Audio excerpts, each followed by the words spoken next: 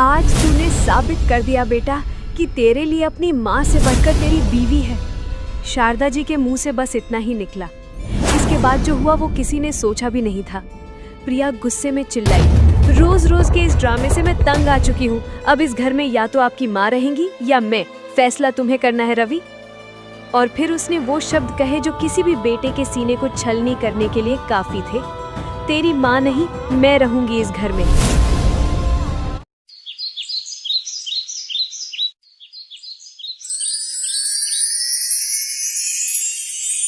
Shri Radhe tools. Ravi और प्रिया की शादी किसी सुनहरे सपने के सच होने जैसी थी। शहर के एक प्रतिष्ठित बैंक में मैनेजर के पद पर कार्यरत रवि एक सुलझावा और शांत स्वभाव का युवक था। उसके जीवन में उसकी माँ शारदा जी के अलावा और कोई नहीं था। पिता के देहांत के बाद शारदा जी ने ही उसे पाल पोस कर इस काबिल बनाया था। शारदा जी एक पारंपरिक, धार्मिक और बेहद स्नेहमयी महिला थीं, जिनके लिए रवि ही उनकी दुनिया था। प्रिया एक मॉडर्न और खुले विचारों वाली लड़की थी।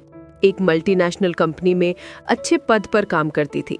वो खूबसूरत थी, आत्मविश्वासी थी और अपनी शर्तों पर जीना पसंद करती थी। रवि से उसकी मुलाकात एक दोस्त की शादी में हुई थी और पहली ही नज़र में दोनों एक दूसरे को दिल दे बैठे थे। कुछ महीनों की मुलाकातों के बाद जब रवि ने प्रिया का हाथ शारदा जी के हाथों में दिया तो उनकी आंखों में भी अपने बेटे के लिए एक सुखी भविष्य की उम्मीद चमक उठी थी। शादी के शुरुआती दिन किसी परी कथा से कम नहीं थे। घर में खुशियों की शहनाई गूंज रही थी। प्रिया के आने से घर का सूनापन दूर हो गया था। शारदा जी अपनी बहू पर जान छिड़कती थी। सुबह उसके उठने से पहले ही चाय बनाकर उसके सिरहाने रख देती, ऑफिस के लिए उसका लंच पैक करती और शाम को उसके आने का इंतजार करती। प्रिया भी अपनी सास का पूरा ख्याल रखती थी। वह उनके लिए तोहफे लाती, उनकी सेहत का ध्यान रखती और वीकेंड पर उन्हें बाहर घुमाने ले जाती। रवि इन दोनों को एक साथ देखकर फूला नहीं समाता था। उसे लगता था कि उसने दुनिया की सारी खुशियां पाली है। ऑफिस से लौटते समय वो अक्सर रास्ते में रुककर अपनी माँ के लिए गजरा और प्रिया के लिए उसके पसंदीदा चॉकलेट लाना नहीं भूलता था। घर में हंसी ठिठोली का माहौल रहता। तीनों साथ बैठकर खाना खाते, पुरानी बातें करते और भविष्य के सपने बुनते। मोहल्ले वाले भी इस परिवार की मिसाल देते थे। प्रिया नौकरी भी करती है और घर भी कितना अच्छे से संभालती है। और शारदा जी को तो देखो, उन्हें बहू नहीं बेटी मिल गई है। लेकिन समय की रेत हमेशा एक सी नहीं रहती। धीरे धीरे खुशियों की ये सुनहरी तस्वीर में कुछ महीन दरारें पड़ने लगीं।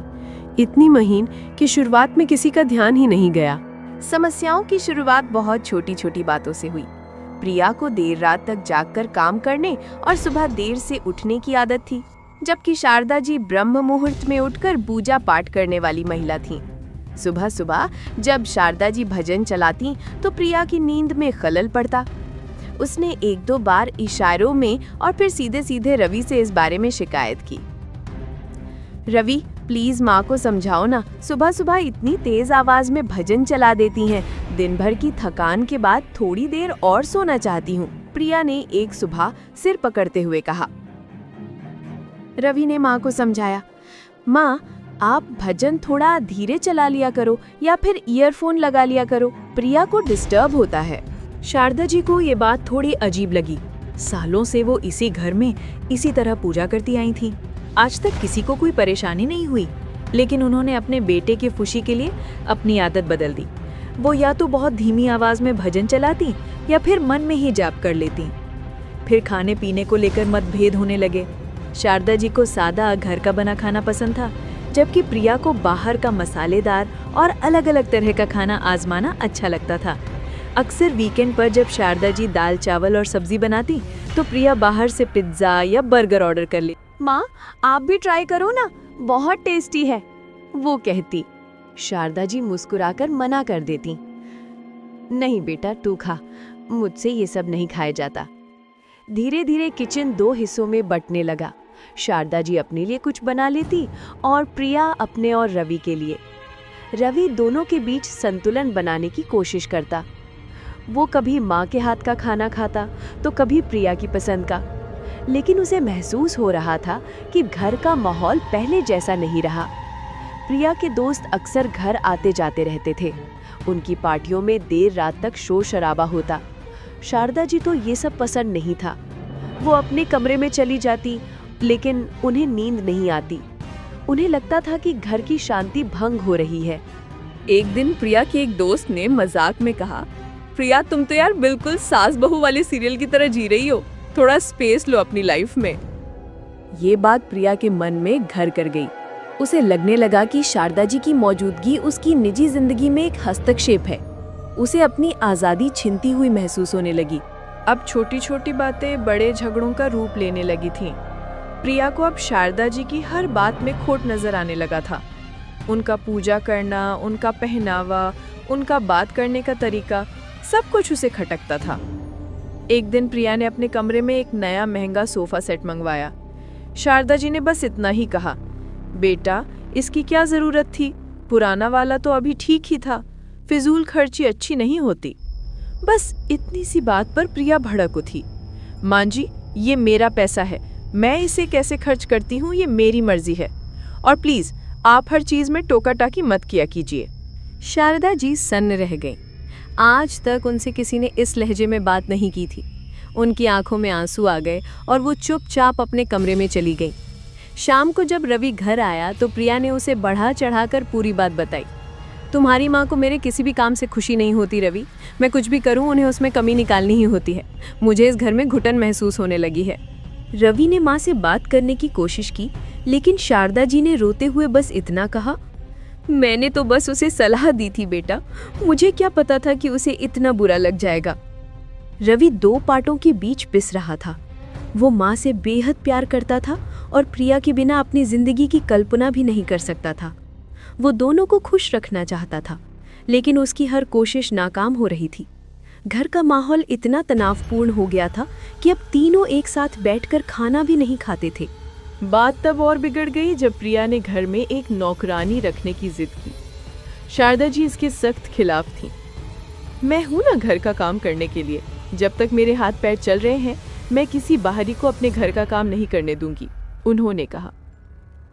मैं दिन भर ऑफिस में खटकर आती हूँ और फिर घर आकर भी काम करूँ, मुझसे ये सब नहीं होगा और आपको भी अब आराम करना चाहिए, प्रिया ने तर्क दिया। ये झगड़ा कई दिनों तक चला। घर में महाभारत का सदृश्य था। रवि की मानसिक शांति भंग हो चुकी थी, उसका काम में भी मन नहीं लगता था। एक रात झगड़ा अपनी चरम सीमा पर पहुंच गया। वजह थी रवि की एक पुरानी तस्वीर जिसमें वो अपनी माँ के साथ था और वो तस्वीर हमेशा उसके कमरे में सिरहाने रखी रहती थी। प्रिया ने उस तस्वीर की जगह अपनी और रवि की शादी की तस्वीर लगा दी थी। जब शारदा जी ने ये देखा तो उनका दिल टूट गया। उन्होंने कांपते हुए हाथों से उस तस्वीर को उठाया और रवि से पूछा, बेटा क्या अब इस घर में तेरे कमरे में मेरी कोई जगह नहीं रही? रवि कुछ कह पाता उससे पहले ही प्रिया बोल पड़ी, ये हमारा कमरा है मां जी, यहाँ हमारी तस्वीर ही अच्छी लगेगी। शारदा जी ने आहत नजरों से अपने बेटे की ओर देखा, एक उम्मीद के साथ कि वो कुछ कहेगा, अपनी माँ का पक्ष लेगा, लेकिन रवि खामोश खड़ा रहा। उसकी चुप्पी शारदा जी के दिल में तीर की तरह चुभ। आज तूने साबित कर दिया बेटा कि तेरे लिए अपनी माँ से बढ़कर तेरी बीवी है। शारदा जी के मुंह से बस इतना ही निकला। इसके बाद जो हुआ वो किसी ने सोचा भी नहीं था। प्रिया गुस्से में चिल्लाई, रोज रोज के इस ड्रामे से मैं तंग आ चुकी हूँ। अब इस घर में या तो आपकी माँ रहेंगी या मैं, फैसला तुम्हें करना है रवि। और फिर उसने वो शब्द कहे जो किसी भी बेटे के सीने को छलनी करने के लिए काफी थे, तेरी माँ नहीं, मैं रहूंगी इस घर में। ये वाक्य एक हथौड़े की तरह रवि के सिर पर लगा। घर में एक भयानक सन्नाटा छा गया। शारदा जी पत्थर की मूर्ति की तरह खड़ी थी। उनकी आंखों से आंसुओं की धारा बह रही थी। प्रिया का चेहरा गुस्से से लाल था और वो हाँफ रही थी। रवि ने अपनी माँ के चेहरे की ओर देखा। उस चेहरे पर निराशा, पीड़ा और बेबसी के भाव थे। फिर उसने प्रिया की ओर देखा। उसकी आंखों में एक चुनौती थी, एक अल्टीमेटम था। उस रात रवि सो नहीं पाया। एक तरफ उसकी माँ थी जिसने उसे जन्म दिया था, जिसने अपनी पूरी जिंदगी उसके नाम कर दी थी। दूसरी तरफ उसकी पत्नी थी जिससे वो बेइंतहा मोहब्बत करता था, जिसके साथ उसने पूरी जिंदगी बिताने के सपने देखे थे। अगली सुबह घर में एक अजीब सी खामोशी थी, तूफान के बाद की खामोशी। शारदा जी ने खुद को अपने कमरे में बंद कर लिया था। प्रिया अपने कमरे में थी। रवि लिविंग रूम में सोफे पर बैठा शून्य में घूर रहा था। उसने प्रिया से बात करने की कोशिश की। प्रिया, तुम जानती हो तुमने क्या कह दिया? माँ के बिना मैं कैसे? प्रिया ने उसे बीच में ही टोक दिया। मैंने जो कहना था कह दिया रवि। मुझे रोज रोज की ये किचकिच नहीं चाहिए। मुझे शांति चाहिए, अपना घर चाहिए। अगर तुम्हारी माँ इस घर में रहेंगी तो मैं ये घर छोड़कर चली जाऊंगी। रवि ने उसे बहुत समझाया, मिन्नतें की, लेकिन प्रिया अपने फैसले पर अडिग थी। फिर वो अपनी माँ के पास गया। दरवाज़ा खटखटाया। अंदर से कोई आवाज़ नहीं आई। उसने दरवाज़ा धकेला, वो खुला था। शारदा जी बिस्तर पर बैठी थीं। उनकी आंखें सूजी हुई थीं और चेहरा मुरझाया हुआ था। उन्होंने रात भर रोकर गुजारी थी। माँ, रवि ने धीरे से पुकारा। शारदा जी ने बिना उसकी तरफ देखे कहा, तू जा बेटा अपनी बीवी के पास, उसे तेरी ज़रूरत है। मैं तो अब पराई हो गई हूँ। माँ, ऐसा मत कहो, आप मेरी दुनिया हो। रवि ने उनका हाथ पकड़ते हुए कहा, अगर मैं तेरी दुनिया होती तो कल रात तो चुप नहीं रहता। जब तेरी बीवी मुझे इस घर से जाने के लिए कह रही थी तब तेरी जबान क्यों नहीं खुली? शारदा जी ने अपना हाथ छुड़ा लिया। रवि के पास कोई जवाब नहीं था। वो दोषी था। वो अपनी माँ की आंखों में आंख डालकर नहीं देख पा रहा था। दिन बीतते गए। घर एक युद्ध क्षेत्र बन चुका था। प्रिया ने रवि से बात करना लगभग बंद कर दिया था। शारदा जी भी अपने कमरे से बाहर नहीं निकलती थी। रवि इस घुटन भरे माहौल में पागल हो रहा था। उसे एक फैसला लेना था, एक ऐसा फैसला जो उसकी जिंदगी को हमेशा के लिए बदलने वाला था। आखिरकार एक शाम भारी मन से उसने फैसला ले लिया। उसने शहर से कुछ दूर बने एक वृद्धाश्रम के बारे में पता किया। वो कोई आम वृद्धाश्रम नहीं था, बल्कि एक अच्छी, साफ सुथरी और सुविधाओं वाली जगह थी, जहां अमीर लोग अपने माता पिता को छोड़ जाते थे। उसने खुद को तसल्ली दी, माँ वहाँ सुखी रहेंगी, वहाँ उन्हें अपनी उम्र के लोग मिलेंगे, पूजा पाठ का माहौल मिलेगा, मैं हर हफ्ते उनसे मिलने जाया करूँगा। ये सिर्फ एक बहाना था, अपने अपराध बोध को कम करने का एक जरिया। जिस दिन शारदा जी को घर छोड़कर जाना था, उस दिन आसमान में भी बादल छाए हुए थे, मानो प्रकृति भी इस अनहोनी पर रो रही हो। रवि ने अपनी माँ से कहा, माँ, हम बस कुछ दिनों के लिए एक नई जगह जा रहे हैं, आपको वहाँ बहुत अच्छा लगेगा। शारदा जी सब समझ रही थीं। उन्होंने कोई सवाल नहीं किया, कोई विरोध नहीं किया। एक विधवा के पास आत्मसम्मान के सिवा और होता भी क्या है। उन्होंने चुपचाप अपना छोटा सा सामान बांधा, कुछ साड़ियाँ, अपनी दवाइयाँ और अपने पति की एक तस्वीर। चलते समय उन्होंने अपनी आंखों से घर के हर कोने को आखिरी बार देखा। ये वही घर था जिसे उन्होंने अपने खून पसीने से सींचा था, जहाँ उन्होंने अपने बेटे को बड़ा होते देखा था, जहाँ उनकी जिंदगी की हर याद बसी थी। उनकी नजरें पूजा घर पर टिकी, फिर उस आंगन पर जहाँ वो तुलसी को जल देती थी। प्रिया उस समय घर पर नहीं थी। रवि ने जानबूझकर उसे ऑफिस से देर से आने को कहा था। वो ये तमाशा नहीं देखना चाहता था। जब शारदा जी दरवाजे से बाहर कदम रख रही थीं, तो उनकी पड़ोसन शर्मा आंटी ने देख लिया। शारदा बहन, कहाँ जा रही हो सामान लेकर? शारदा जी के होंठ कांपे, लेकिन कुछ बोल न सकी। रवि ने ही जवाब दिया, आंटी, माँ कुछ दिनों के लिए तीर्थ यात्रा पर जा रही हैं। शर्मा आंटी को उसकी बातों पर यकीन नहीं हुआ। उन्होंने शारदा जी के चेहरे पर जो दर्द और बेबसी देखी, उससे वो समझ गईं। गाड़ी में बैठते समय शारदा जी ने एक बार पलटकर अपने बेटे को देखा। उनकी आंखों में न गुस्सा था न नफरत, बस एक सवाल था, क्यों बेटा, क्यों? रवि उस नज़र का सामना नहीं कर सका और उसने अपनी आंखें झुका लीं।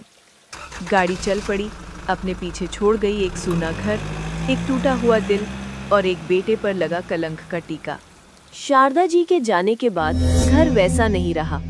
प्रिया को लगा था कि अब उसे अपनी आज़ादी मिल जाएगी, घर उसका हो जाएगा। उसने घर को अपनी पसंद से सजाया, महंगी पेंटिंग्स लगाई, नया फर्नीचर खरीदा, लेकिन घर की दीवारें उसे काटने को दौड़ती थी। घर में एक अजीब सा सन्नाटा पसर गया था, जो किसी भी शोर से ज्यादा भयानक था। रवि पूरी तरह बदल चुका था। वो या तो ऑफिस में देर तक काम करता या फिर घर आकर चुपचाप अपने कमरे में बंद हो जाता। वो प्रिया से बहुत कम बात करता था। उसकी आंखों में अब प्रिया के लिए प्यार नहीं, बल्कि एक अजीब सी खामोशी और कभी कभी नफरत की झलक दिखाई देती थी। प्रिया उसे खुश करने की बहुत कोशिश करती। वो उसकी पसंदीदा डिश बनाती, उसके लिए तोहफे लाती, लेकिन रवि पर किसी बात का कोई असर नहीं होता। दोनों के बीच एक अनकही दीवार खड़ी हो गई थी। एक रात प्रिया ने उससे पूछा, क्या बात है रवि, तुम मुझसे ठीक से बात क्यों नहीं करते? अब तो घर में कोई तीसरा भी नहीं है, हम दोनों अकेले हैं, जैसा मैं हमेशा से चाहती थी।